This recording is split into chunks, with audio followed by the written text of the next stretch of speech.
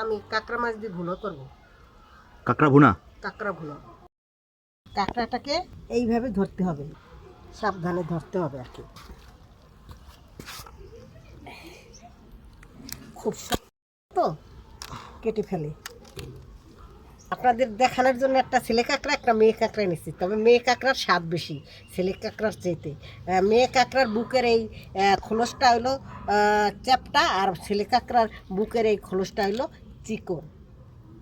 তো মেয়ে কাঁকড়া খেতে কি ভালো লাগে? হ্যাঁ, মেয়ে কাঁকড়ার স্বাদ বেশি। এই নোংরাটা ফেলে দিতে হবে, এতে কোনো স্বাদও নাই, কোনো ইয়ে নাই, রাখায় ক্ষতি।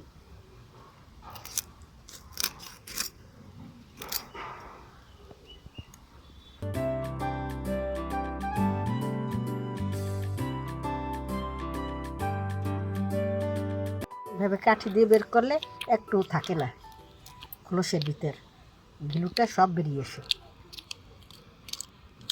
এখন কাঁকড়াগুলো পরিষ্কার করতেছি।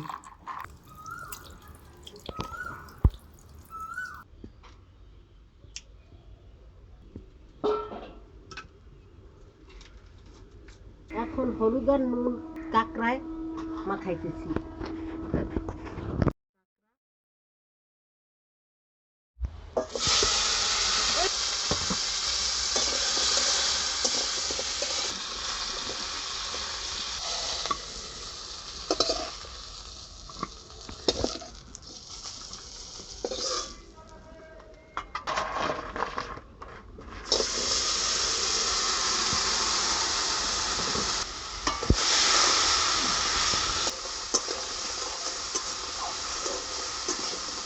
পাগুলো যখন লাল লাল হয়ে যাবে তখন নামিয়ে আমি মশলা কষাবো।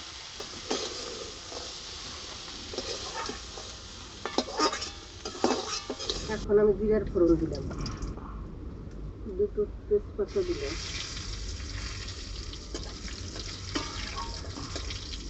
একটু পেঁয়াজ কুচি করবো।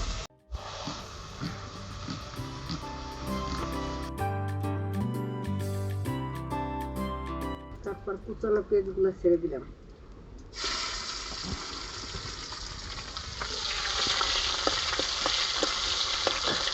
এখন মশলাগুলো আমি এক এক করে করতেছি। আদা দিলাম, রসুন বাটা দিলাম, পেঁয়াজ বাটা দিলাম, জিরা বাটা দিলাম, শুকনো লঙ্কা বাটা দিলাম, এর ভিতর নুন দিলাম, পরিমাণ মতন হলুদ দিলাম, একটু জল মিক্সড করলাম, নাহলে মশলাগুলো পুড়ে যাবে।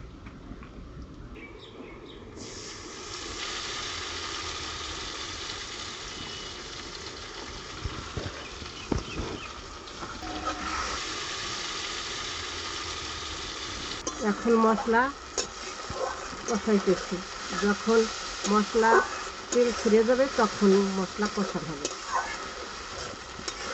মশলাটা ভাজার মতো আসলে তখন তেলটা ছেড়ে যায়, কাঁচা মশলায় কিন্তু এই তেল ছাড়ে না। গিলু আলাদা করে রেখেছিলাম, এখন সেই গিলুগুলা দিয়ে দিচ্ছি।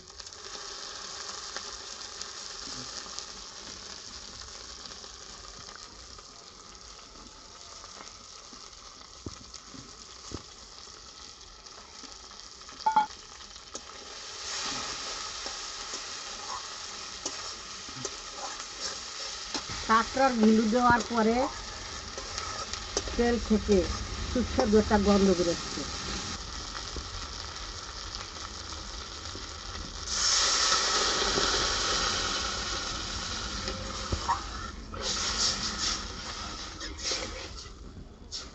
এখন একটু ডেকে দিচ্ছি,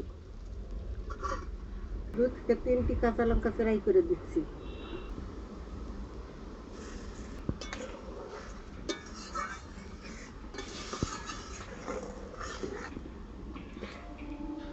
ভাজি করা কাঁকড়াটা এখন ছেড়ে দিচ্ছি ঝোলের ভিতর।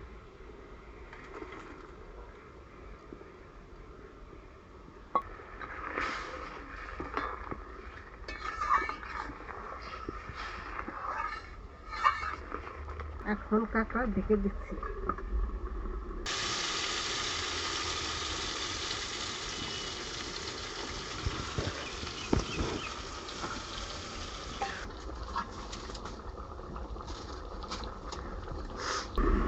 এখন একটু গরম মশলা বাটতে হবে।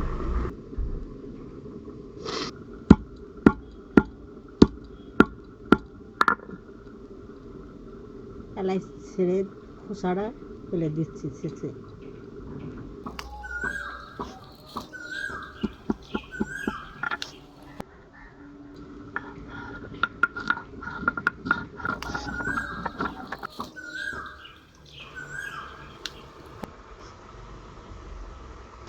এখন ঝোলটা টেনে গেছে, এখন আমি গরম মশলা দিচ্ছি।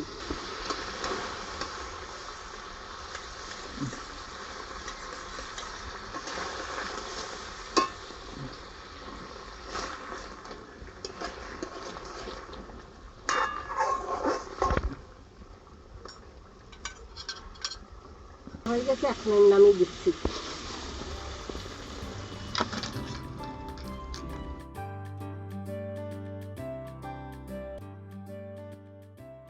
আমার ভিডিওটা ভালো লাগলে অবশ্যই আমার চ্যানেলটাকে সাবস্ক্রাইব করবেন।